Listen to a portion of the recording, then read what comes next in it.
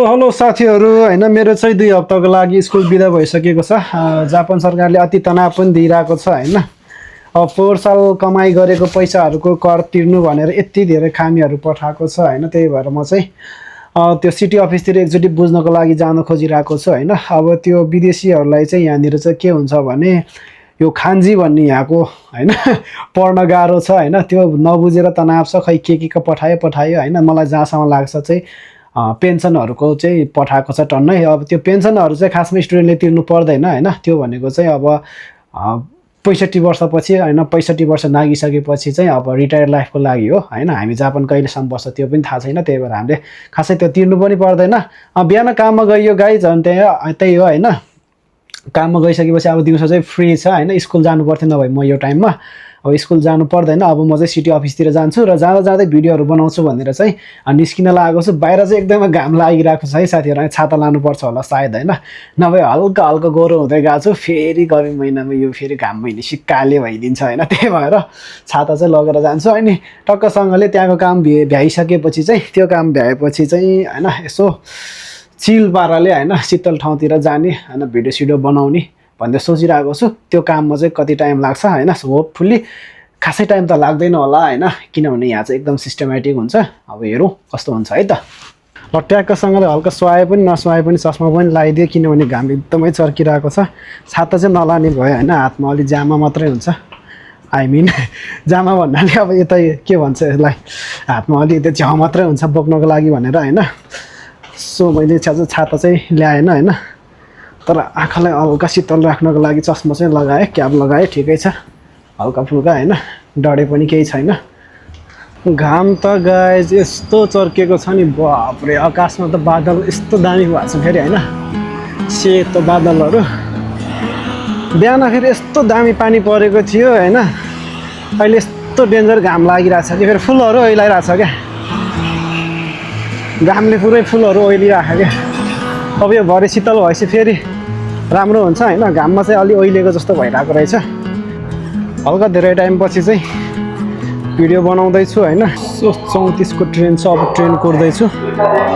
City office गएर काम सकाइहालेर एउटा शीतल ठाउँमा जाने प्लान गरिरहेको छु हैन। चिल तरिकाले हैन एउटा चिसो खाएर सोचिरहेको छु हैन। काम के कस्तो हुन्छ पहिला काममा जाउँ। काम सकाइसकेपछि बाँकी कुरा सोचौँ है त।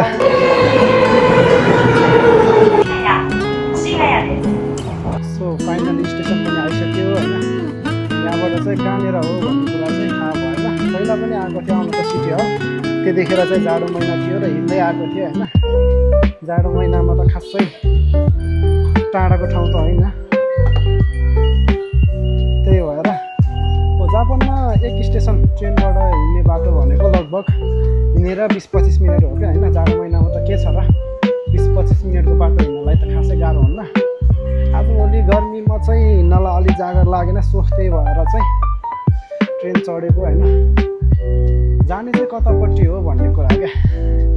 अब फर्स्ट टाइम आएको ट्रेनबाट चाहिँ स्टेसन त बबाल रहेछ। तर खुसी भयो स्टेसन हैन। टक्कसँगले वाउ ठाउँ त बबाल रहेछ। तर अब यहाँबाट चाहिँ म्याप हेर्नुपर्ने हुन्छ। म्याप हेर्नको लागि चाहिँ मैले मोबाइल बन्द गर्नुपर्ने हुन्छ क्यामेरा चाहिँ है। सो गाइज ट्रेनबाट ओर्लेर पनि यहाँबाट अझै 9 मिनट हिँड्नु पर्दो रहेछ थाहा थिएन है। फाइनली आउन त आइपुगे गाइज है। 4-5 महिना अगाडि आएको थिएँ। यही बिल्डिङ हो जस्तो लागेको थियो है। म यतै जान्छु अब। ल साथीहरू फाइनली अब मेरो चाहिँ काम पनि सकियो आजको दिनको हैन।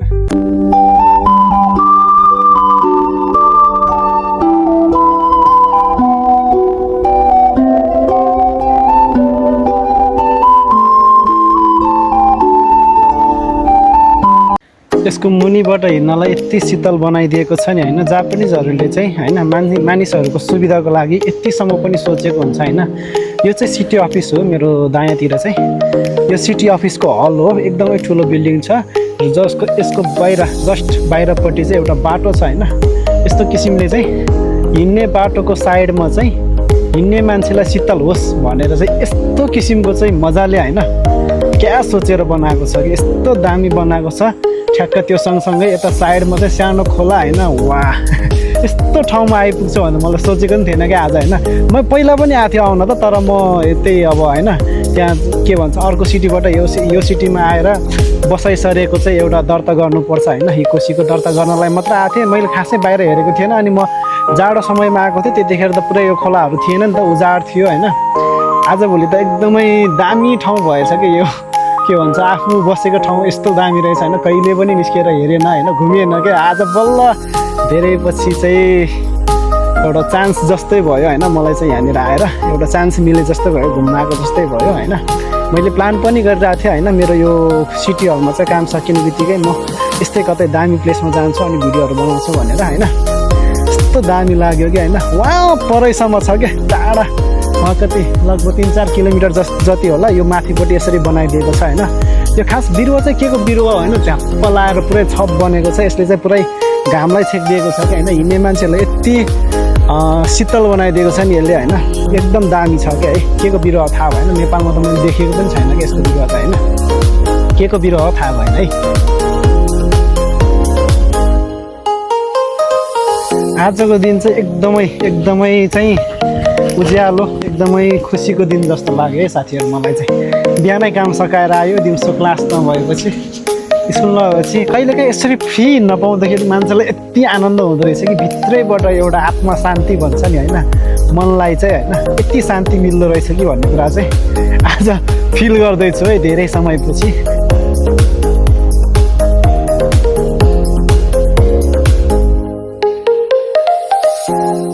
साथीहरू जापानमा चाहिँ यो सिटी अफिसतिर आउँदाखेरि होइन त्यहाँको कर्मचारीहरूले हामीलाई गर्ने बिहेभ के होइन यस्तो राम्रो बिहेभ गर्छ होइन।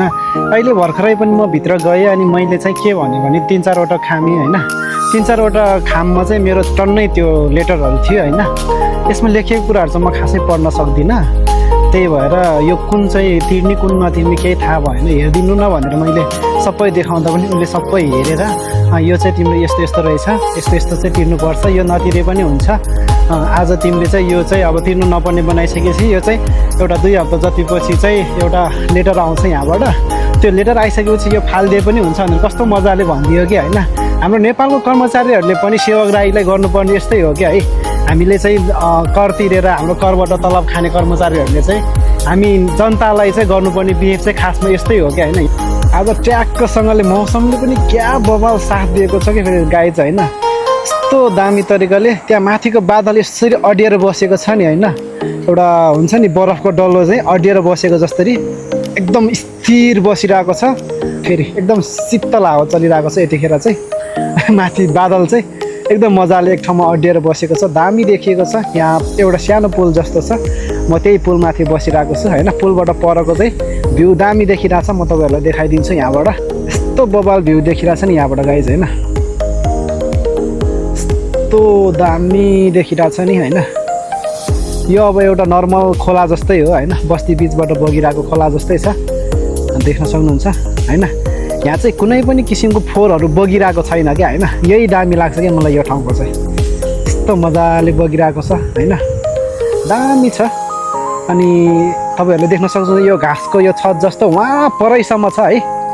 यो घाँसको छत जस्तो जुन बनाएको छ है, यहाँ हिँड्ने मान्छेहरूलाई चाहिँ यति शीतल छ। म अघि त्यहाँ बसेर तल चाहिँ बसेर खाजा पनि खाएँ होइन। यति दामी बनाएको छ नि होइन गाइज। यस्तो छ कि कुरै नगरौँ है। ल यही हो गाइज मेरो पछाडिको यो चाहिँ एउटा सिटीको चाहिँ अफिस हो होइन। यस्तो बवाल छ क्या होइन, सिटी अफिस हो यस्तो बवाल छ। अब काम पनि सक्यो होइन, घाम पनि अलि मधुरो नै भयो आउने बेलामा भन्दा। अब चाहिँ फर्किन खोज्दैछु होइन, अब चाहिँ फर्किन्छु। यहाँबाट चाहिँ मैले अहिले भर्खरै म्यापमा हेरेको मेरो घर चाहिँ पारी यो रोडदेखि अब यहाँबाट चाहिँ सिधा नै गइन्छ है, सिधै घर गइन्छ, आराम गरिन्छ होइन। आज घाममा धेरै घुमियो डुल्यो होइन।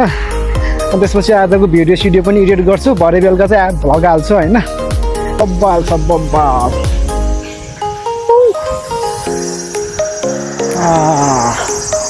यस्तो दामी ठाउँ छ नि, दामी ठाउँ छ नि होइन, कुरै नगरौँ क्या फेरि होइन। म वनपाखाको मान्छेलाई फेरि यस्तै वनपाखा जस्तो होइन, यस्तै रुख यस्तै हरियो देखेपछि फेरि खुसी हुन्छ क्या मन।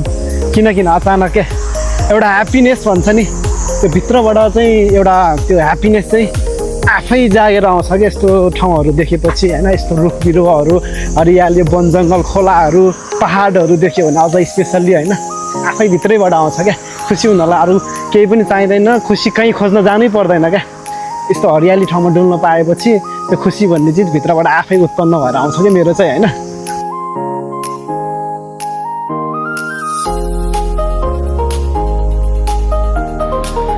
सो फाइनली 25-26 मिनटको पैदल यात्रापछि हाम्रो निवास आउन लागिसकेको छ गाइज होइन अब घामले पनि राम्रैसँग छालाको मर्मत भयो आज ठिकै छ तर पनि केही छैन काले हुआ त क्या हुआ हम दिलवाले हे है त्यही हो गाइज है होपफुली तपाईँहरूलाई आजको मेरो भिडियो राम्रो लाग्यो होला भिडियोलाई यदि राम्रो लाग्यो भने लाइक कमेन्टहरू गरिदिनु होला र च्यानललाई चाहिँ सब्सक्राइब गर्न नबिर्सिनु होला भन्न चाहन्छु र जाँदा एउटा कुरा चाहिँ तपाईँहरूलाई म के भन्न चाहन्छु भने मेरो यो नाचु यासमी आई मिन गर्मी महिनाको बिदा यो गर्मी महिनाको बिदाको चाहिँ जुन समय छ त्यो समयलाई सदुपयोग गरेर मैले चाहिँ म बस्ने सिटी कोसिगयाबाट लगभग 1 घन्टाको डिस्टेन्समा चाहिँ एउटा जापानको 400 वर्ष पुरानो सहर खाओगोए भन्ने ठाउँ छ खाओगोएको बारेमा चाहिँ मैले रिसर्चहरू गरिरहेको छु एकदमै पुरानो सहर छ जापानको 400 वर्ष पुरानो सहर हो होइन त्यो सहरको बारेमा मैले चाहिँ रिसर्चहरू गरिरहेको छु होइन अबको केही हप्तामा चाहिँ म त्यहाँनिर चाहिँ एक्सप्लोर गरेको एउटा सिनेमेटिक दामी डकुमेन्ट्री भिडियो तपाईँहरूसँग लिएर आउने कोसिस गरिरहेको छु होइन तपाईँहरूलाई यदि त्यो भिडियो हेर्नु छ भने च्यानललाई चाहिँ सब्सक्राइब गरेर राख्नु होला भन्न चाहन्छु अवश्य पनि आजको भिडियोलाई चाहिँ अन्तिमसम्म हेरिदिनु भएकोमा एकदमै मनैबाट थ्याङ्क यू सो मच भन्न चाहन्छु आजको लागि भने यति नै बाइ बाइ